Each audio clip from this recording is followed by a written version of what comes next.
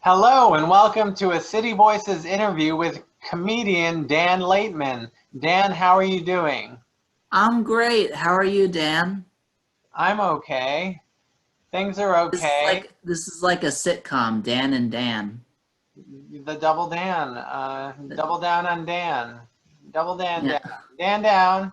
Uh, yeah. anyway, Dan down and Dan by. Uh, the debate. so Dan, I want to thank you for joining me today. Where I want to explore your life. Is Sure. okay. Yeah. All right. I'm not sure how to answer that question. Why don't you tell us a little bit about yourself? Um, Hi, I'm Dan Laitman. Um, Basically, I've had schizophrenia for 15 years, and I've been doing comedy. I started off at lunch tables at my high school, which was fun. I gained a cult following, and now I'm here in my parents' house, uh, and I don't get any privacy other than when I walk outside. So that's lovely. And I do comedy in the city every day. Well, I used to every day, and now I'm here. So you in high school you used to entertain during lunch hour? Yeah. I would go around to lunch tables with my joke book, and I would just go around and I would ask like, uh, "Hi, I'm a comedian. Can I try out some jokes on you guys?" And it just got to the point where it's like, "Oh, I took out my notebook," and people would like turn towards me like in the beginning of The Lion King, where it's like circle of life and everybody, all the animals just and it's like they um they just like the several people at the tables would just go, Dan, Dan, Dan, So they and I actually would they come and actually I would brought do comedy. they invited you over knowing that you would make them laugh. Yeah. Now, in the And oh, go ahead, go ahead. I wanna I did that before my first open mic. I consider myself, I did comedy starting at my first open mic because that's like a more objective format for comedy, because that's not just your peers, that's just random people that will be more like straightforward with you. They don't care if I cry. Aw. So let me ask you, in high school, was the lunchrooms segregated? Like you had the Asians sitting here, the blacks sitting here, the Jews sitting here, the white, you know? No, not really. It was pretty integrated. That being said, there was not much uh, like diversity in there because it was Westchester. Like Okay, there were Asians. There's not a lot of black people, unfortunately, in a lot of Westchester schools. There's some, but now that I live in my in the city, or when I lived in the city, like there's like 40% of my friends are black, Hispanic, Asian. Like the the white my white friends are sort of right now in the minority, which is great. Um, you know, I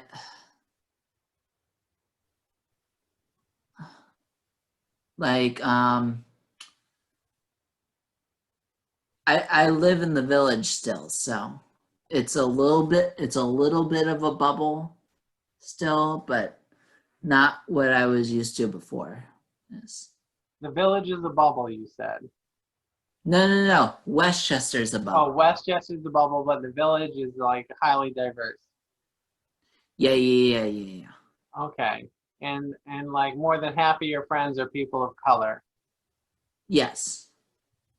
Or That's cool. ethnically different. Oh, okay. Right. Um, so, Daniel, how'd you get involved with comedy? Like, besides, like, I know, like, how'd you get involved professionally? Mm. Profession. I got into open mics and I just worked really hard. Just open mic after open Um, mic? what? Just you went to open mic after open mic, and then, like, do you feel you were discovered? I'm still waiting to be discovered, honestly.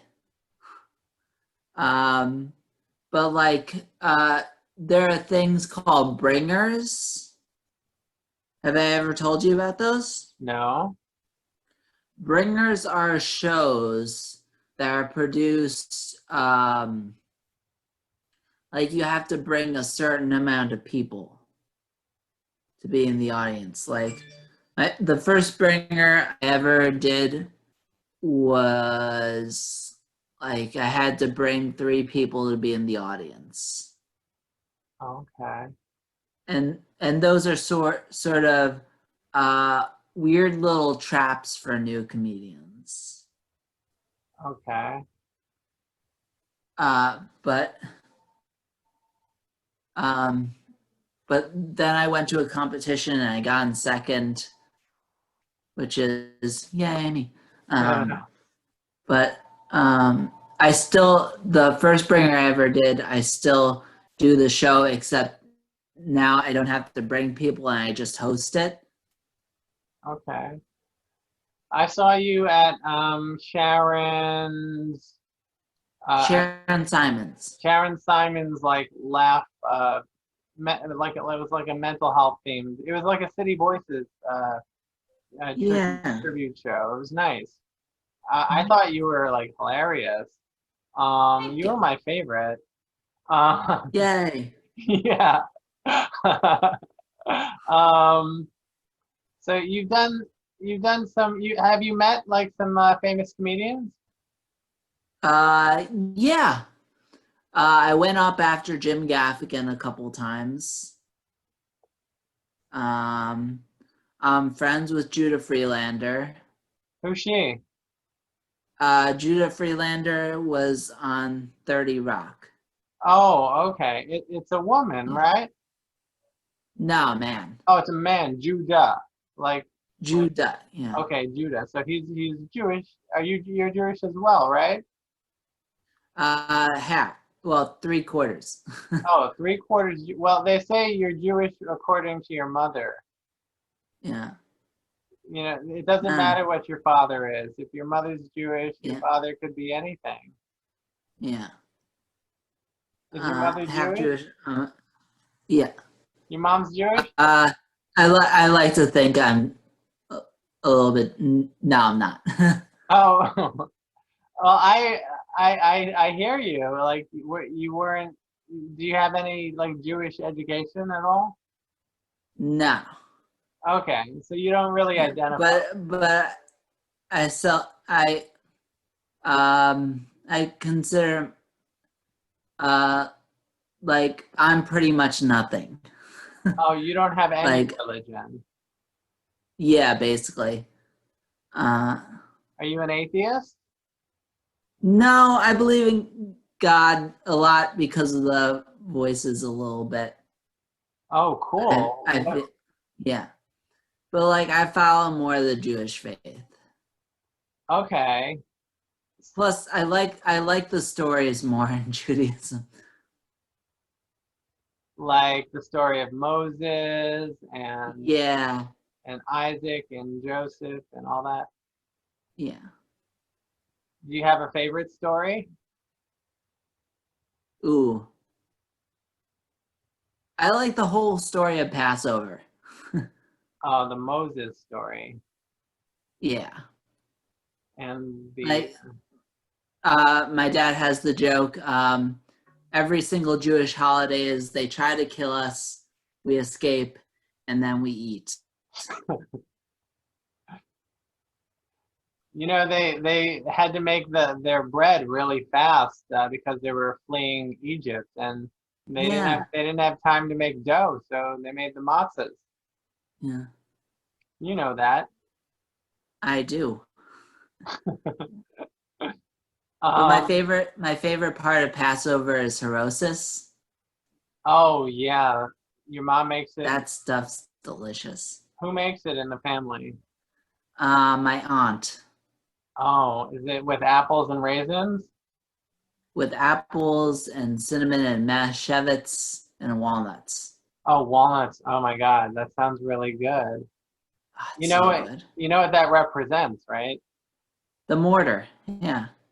Oh, it's the mortar. Okay, you're teaching me something. You thought you were gonna drop some knowledge on me. No, you dropped it on me, man. Um, so okay, so you mentioned like voices contributed to your faith in God. How is that?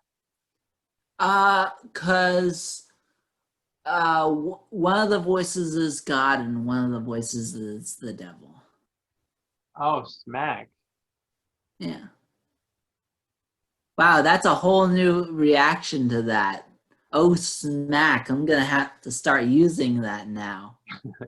Yeah, Like somebody wrongs me, I'm like, oh, smack.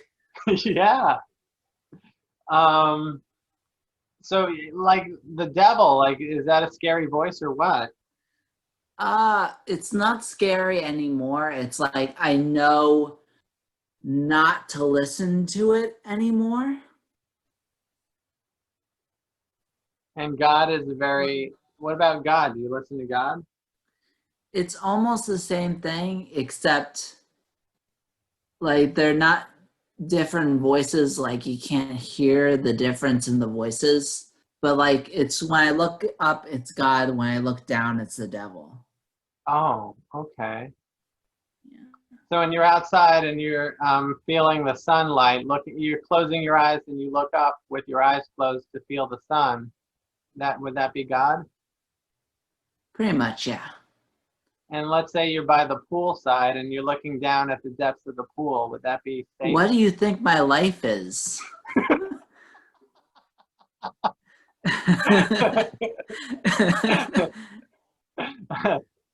So are those the only voices that you hear?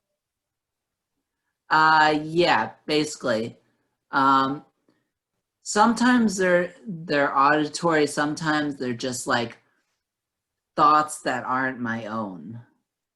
Oh, wow. Okay. You know, it takes a special insight to know when your thoughts are your own. How do you know when they're not your own? Because I have no control over them. Like, I can't change them, I can't deter them. Like How do you they cope? tell me things. They're like a totally different entity that just lives in my head. Okay, and we're talking about thoughts, not voices, right? They're sort of still voices, yeah. They're still voices? Yeah. Okay. And how do you cope with them? Um, you know, it ah, it differs every day. Like some days they're really bad and I can't like deal with them, and I just sort of shut down on the worst days Hmm. a little bit. But most days, like I can talk to them and sometimes they're reasonable. Hmm. So they're like other people. They just live in my head. Okay, so sometimes, like other people, they're quiet, sometimes they're annoying, and sometimes they're loud as hell. Yeah. Yeah. Um, and sometimes they set rules, like their command voices. Oh, really? Yeah. They were really, really bad at first. Like, like they used to like set up rules. They still set up rules, but it was really bad at first. Like I had to hold my arm at a right angle all the time. And when it first started, I had to like, there were trails behind people. they had to wait 30 seconds before I crossed, otherwise something terrible would happen to me. And the paranoia at the beginning was really, really bad. Like, I thought my mom was poisoning my coffee constantly. Like, I thought for a while, like for 2 months, I couldn't call my mom, otherwise she would turn into a doll.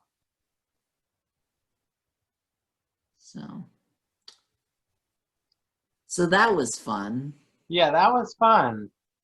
Um, and so like then you started like this Clozaril medication, right? And Yeah. it like how does it help? It makes the voices more manageable and less intrusive. Mhm. I could I could sort of I can sort of tell because one time I skipped my meds at the very beginning, and I was just a complete and total mess. Just one day? Yeah, just one day. This was at the very beginning, so I had no shelf life. Oh, okay. Like on it, I had no half life on the meds, and I would just pace outside the lunchroom at my camp. I would just keep muttering to myself over and over and over again, and it was just a disaster. How do people treat you when you're going through that in public? I usually try to do it alone. Like I find somewhere I can be alone, and I just wait it out, honestly. And sometimes, like when I start muttering, I do. Smart. Yeah. And that's sort of coping mechanism. And sometimes I just uh, do this, like when I get really stressed. I don't know why. That's a relatively new thing. That's like 1.5 years old. When you're in the middle of a comedy set, did they ever intrude? No, that's one of the things I love about comedy. That's Like when great. when I'm up on stage, like all the voices just go away. Just total silence from the voices. Yeah, from the voices, not the audience. Of Thank course. God. Of course. How do you deal with hecklers? I cry. No. Um, uh, you know, eventually I turn them into my friends. How? Like I befriend them. Like I try to win them over and stuff. But honestly, the best way to deal with hecklers is to um, just get the rest of the audience on your side and they shut up. Oh, okay. What's the longest comedy set you've ever done? 30 minutes. Where was this and how did it go? It went pretty good. I used note cards because it was at the beginning of my actual career. Oh, wow. You did a long set in the beginning. Yeah. Um, and it went good. I did it at this place called Sidewalk Cafe. Have you ever Okay. heard of it? Maybe, maybe. Where's it located? Yeah. But no, it went really well. Sidewalk Cafe is like this classic, this like legend of a place that recently got shut down, which is like horrible because like Regina Spektor started out there, like a bunch of other names, like big names. It was very sad because it was like a whole community, and that's one of the places I started out. Louis C.K. used to play at the Comedy Cellar, right? Uh, Yes, back before the scandal. What do you think about the scandal? Do you think the world has been pretty harsh with him? I mean, what he did was not okay at all. Right. Yeah. It was. And it had been going, the rumor of that, well, the word of that happening had been circulating the comedy world for years. So it wasn't anything new to us. I think honestly, he should have just been humiliated for a little while and then get back. Do you think he Like he deserves? didn't rape or murder anybody. He was just a dick for a little. Hey, pun. Yeah. He was just awful person for a little bit. It shouldn't like horribly ruin his career. It should just damage it a little. Do you feel So his he has to career? make up for it. Okay. Do you think? I mean, I used to love his show on FX, Louis. I thought that was so Louis was incredible. a great show. Yeah, yeah. And it's a shame, and he lost the FX deal, so Louis gone, and no more. And he hasn't been doing. I don't think he's been doing a lot of stand up, maybe a little bit here and there, trying to get back. Yeah. But Yeah, I used no, to he think he did was it. hilarious. Yeah, he's one of the best stand-ups. Hmm. Yeah, How do you feel but about? no, Go ahead. Go ahead. but but when I go to sleep at night, I do a stand-up binge. Like I look at old comedians and like I'm on a Patton Oswalt kick. Oh. You know, Patton Oswalt's I also love him. he's also quite a good actor. He is. He is in one of my favorite movies of all time, Ratatouille. Yeah, Ratatouille is really good. And I don't know if you saw this movie he was in where he played like this football fan, like this kind of like No, I haven't seen that. he's like an extreme football fan. And Have you seen the clip of him on Parks and Rec yeah, the where he the Star filibusters for 10 minutes? yeah, yeah, that's good stuff. And he's Yeah. quite the nerd. He's quite the nerd in the geek in terms of like Star Wars, Star Trek, and all that stuff. Yeah. How do you feel about geekdom, and do you consider yourself to be a geek? Oh yeah. Yeah. I watch anime to the point where like one of my little sisters got severely angry and just walked and like every time I turn on anime, she just walks out of the room. So, but my other little sister, like, we formed a bond over watching anime, which is nice. I've been to a bunch of conventions, which is great. Um, like, I've been to Kineticon and like New York Comic Con a bunch of times, and I just love it. And I have here. I'm in my room, so I can do this. Just all comic books from the 80s and 90s. Some graphic novels in there too, right? Yeah. Did you ever read The Watchmen? The Watcher? The Watchmen. Oh, yeah, yeah. I have read that. The first movie they did was not great. Did you see the HBO production? No, but I hear it's amazing. It really is. You should check it out.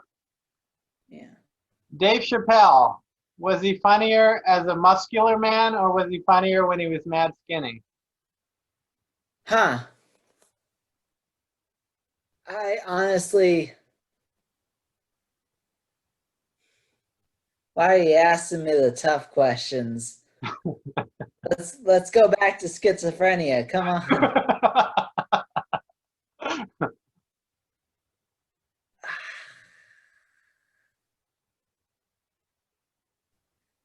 come back to me later when I've watched all his stuff again. Okay. Is he one of your? Is he like one of your favorites? Who are your favorite comedians? Oh, Mitch Hedberg, Okay.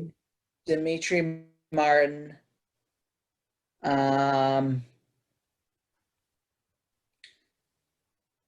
as a comic, I'm obligated to say Dave Chappelle. Why? Everybody loves Dave Chappelle. Well, he doesn't just do comedy. He drops knowledge during his sets, right? No, it's amazing. It's so good. And if we're going, John Mulaney is amazing. Mike Kaplan is awesome. Not just because he taught me stand up, literally, he taught me stand up. Like at the camp I went to, he is the reason I started. And he's nominated for an Emmy right now, and I'm very proud of him. What show is he on?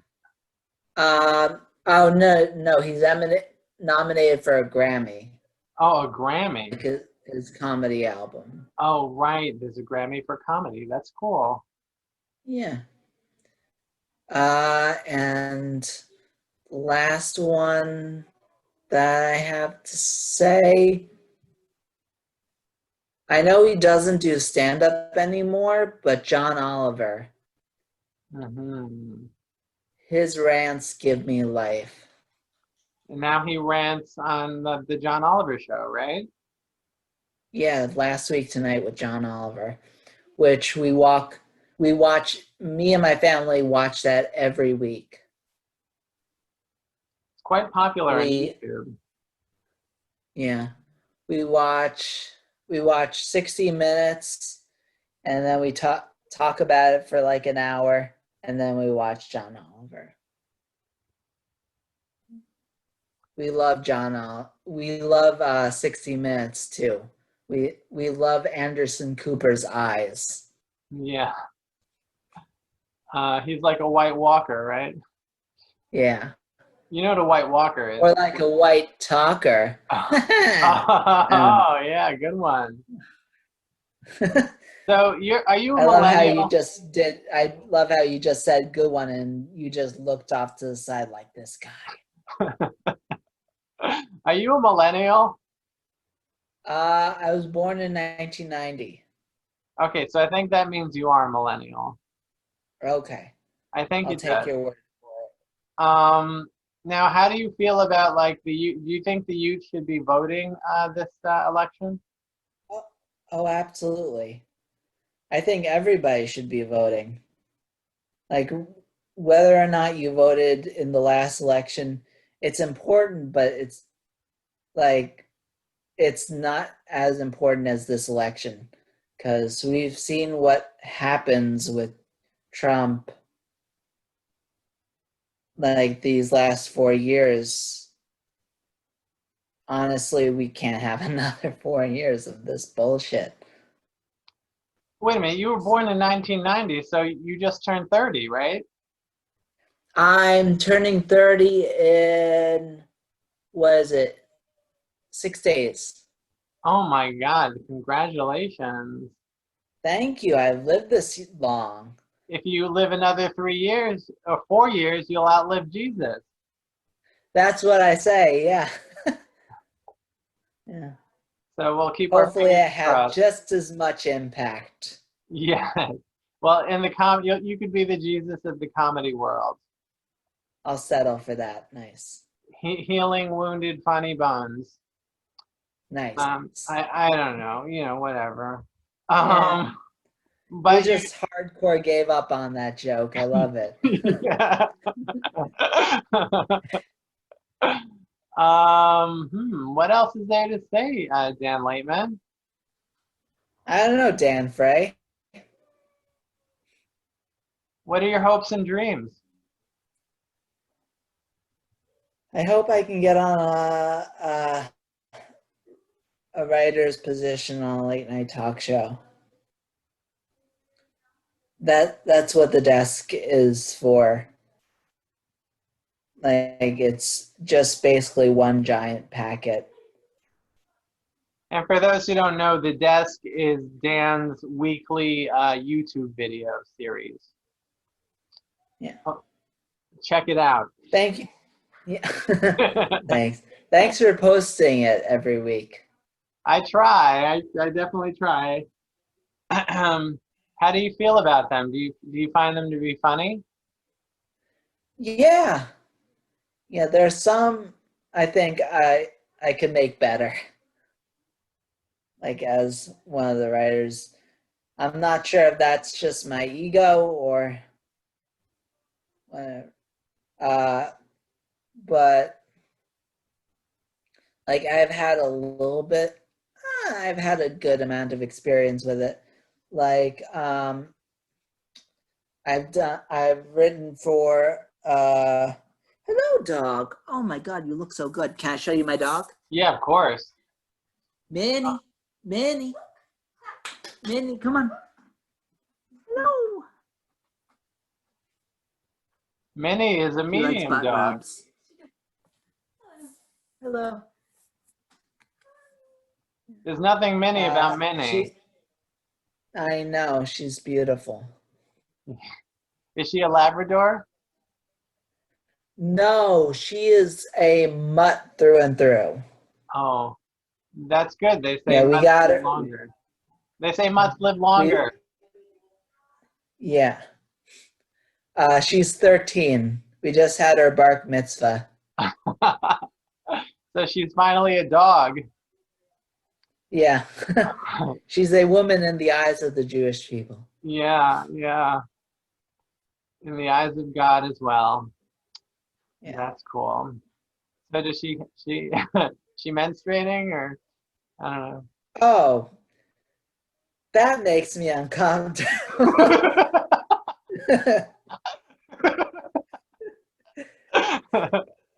Sorry about that. I'm sorry. You're not. All right, Dan Laitman. What are your hopes for the world? Get Trump out, for one. I don't want to politicize this email, but fuck him. Well, okay, even if Trump's out, there's still the issue of white supremacy, right? Yeah, but I mean, I think honestly, I think he enables them. Oh, I think white supremacists like take him as like a green light for stuff, because he doesn't denounce them, like, because he knows they're part of his base, and he's just damaged the world, I think. yeah. I think the fact that he like denounces the science behind like global warming, how he tells us like, oh, the wildfires are based on poor forest maintenance, Yeah. like how he doesn't believe that global warming is man-made, which is bullshit. Do you believe people are capable of redemption? Do you think Trump is capable of redemption in the eyes of God? I think most people are capable of redemption. I honestly don't think he is.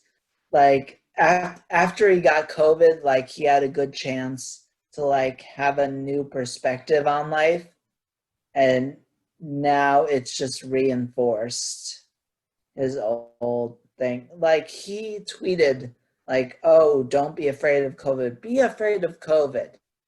Like, I don't like telling people to be afraid of basically anything. But like being afraid of COVID can save your life, and it can save the other people. A little bit of fear for some stuff is good. Like in the Okay. case that if it saves your life, like, and it saves others. Um, the fact that if you get COVID, you don't only like hurt yourself, you hurt other people. No matter what, if you get, even if you're asymptomatic. Hello. Yeah. This is Paxton. Let me turn him around if he'll let me. Oh, he's so cute. Here he is. Paxton, look at the camera. Are you sick of me talking about Trump? You're a good boy. Yeah. Um, let's say he's on his deathbed from COVID. Do you think he'll have touching moments with his family? No. Maybe with Ivanka. Yeah? He'll tell her, I've always loved you sexually. No. Okay. Well, she's not a bad-looking woman. No, she's not, but it's still creepy. Why? Because she's like No matter saved. how pretty she is, it's still creepy as hell. Oh, what's creepy? The age difference? That he find the whole, like, when he said in an interview, it's like he said he would date his daughter or something. Oh, yeah. Yeah. Well, Like he's older than Jeffrey Epstein. right, And right.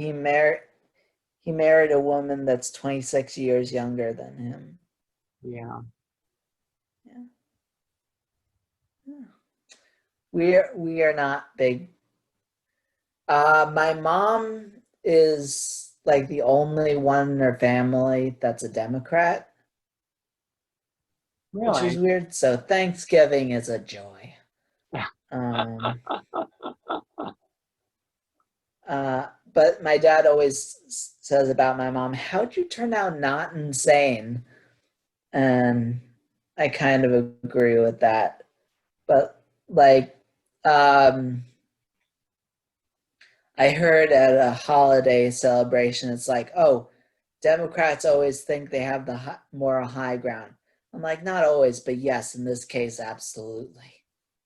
Um, Mm. but I don't know if I can. One of my dad's patients and my friend, I talk to her every day, and it's like I converted her to the side of Biden. I'm very proud of myself. Your dad's patient was a Republican? Yeah, she also grew up in the. She is a very Christian person. Oh, okay. Yeah. So Christians can't support Biden? No. It's just, eh, actually, I would say that's a factor in it, but I feel she was kind of conservative, and her parents are both Republican, Mm-hmm. so she sort of was on the side of that. But I moved her from that side, the dark side, the side of the orange glow. What are your top three favorite animes? Oh, I love that pivot. uh, uh, Hunter x Hunter, which is amazing. My Hero Academia, and then it's a tie between Dragon Ball and Yu Yu Hakusho. Did you ever get into Pokemon? Oh, have I heard of Pokemon? Come on. No, I know you heard of Of it, but did you course, ever yeah. get into it? Yeah, I was part of the fad when it was still a big thing. I was part of the Yu-Gi-Oh thing. Actually, at the club pre-COVID, we would still play Yu-Gi-Oh. We would still play Duel Monsters Oh, that's on the the floor card of the game, right? club. Yeah. Okay. What about that app where you could like see Pokemon on the street? Oh, Pokemon Go. I think so. Yeah.